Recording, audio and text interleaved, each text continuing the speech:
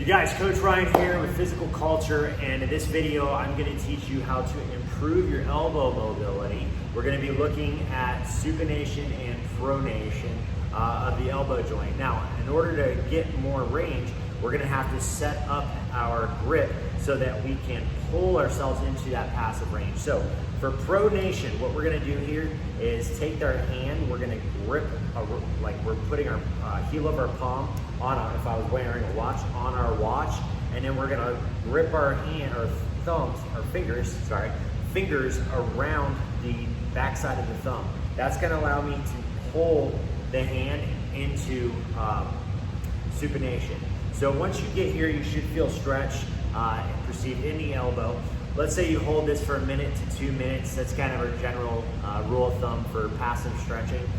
Held there for a while, cool.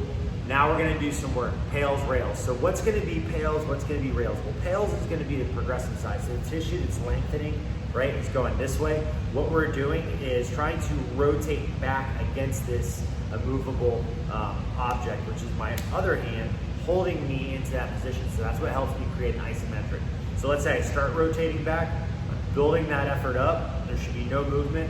Starting at 10%, build your way up to 20%. Again, if you're dealing with any pain, discomfort, or rehabbing, probably wouldn't go over that 20% marker, definitely stay in a pain-free range. If you're trying to just improve mobility or strength, just overall resilience, you're gonna wanna train at that 70% higher range. So 70 to 100% would be ideal.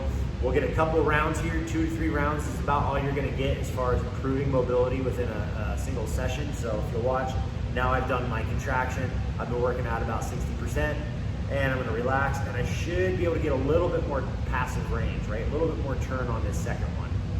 Okay, now I'm gonna go again, trying to rotate my hand back, build that up, 20 seconds, maybe 40 seconds, working at 70% or higher for me since I don't have any issues.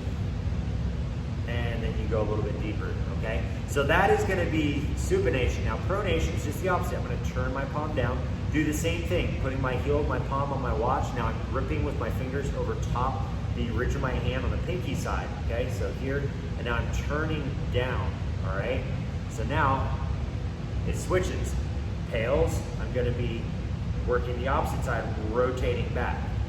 So once I've held for a couple minutes, start trying to rotate back. There's no visible movement, so my hand shouldn't be turning. Hold that for 20 to 40 seconds, and then relax. Go a little deeper. Now, rails is the opposite. I'm actually, when I'm here, I'm trying to turn my hand deeper. If I'm at my passive range, there's not gonna be any motion, so it's just gonna be the muscles basically contracting. On camera, you're not gonna see anything here. So once I'm there, okay, now I'm working. I'm gonna build that up as much as I can. That's my rails effort. 20 to 40 seconds, relax, go a little deeper, okay? You're gonna get just a little bit more range, maybe 10 to 15 degrees. Same thing with the other side. If I'm over here and I've been pulling, now I'm actually trying to turn into this further, okay? So that is PAILs, rails for both supination and pronation to help clear up any elbow issues you may be having. So give that a try.